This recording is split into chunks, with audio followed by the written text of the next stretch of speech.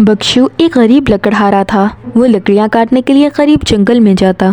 उसे बहुत सा फासला पैदल तय करना पड़ता, मगर बख्शू एक शुक्रगुजार और ईमानदार इंसान था। वो हर हाल में खुश रहता। एक दिन की बात है, जब बख्शू जंगल में लकड़ियाँ काट रहा था तो उसके हाथ से कुल्हाड़ा छूटा और नीचे दरिया में जा गिरा। बख्शू बहुत परेशान हुआ क्योंकि उसके पास और कुल्हाड़ा खरीदने के पैसे नहीं थे। वो दरख्त से नीचे उतरा और दरिया में अपना कुल्हाड़ा ढूंढने लगा। बख्शू ने बहुत ढूंढा मगर उसे अपना कुल्हाड़ा ना मिला। आखिर थक कर बख्शू बैठ गया और दुआ करने लगा, प्लीज़ अल्लाह मियाँ मेरी मदद करें। इतने में पानी से आवाज़ आई।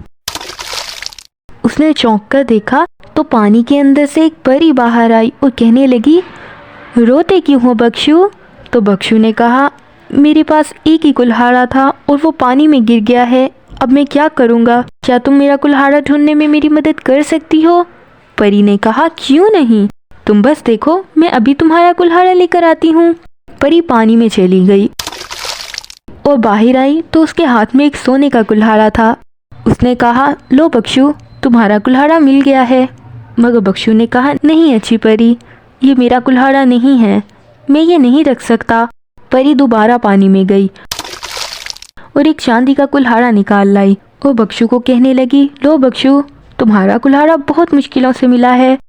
बख्शू ने कुल्हाड़े को देखा तो कहा, मेरा कुल्हाड़ा इतना रोशन और चमकदार नहीं, मेरा तो एक लोहे का पुराना कुल्हाड़ा था, मैं ये नहीं रख सकता। परी फिर से पानी में गई और इस दफ़ा वो एक पुराना लोहे का कुल्हाड़ा लेकर आई।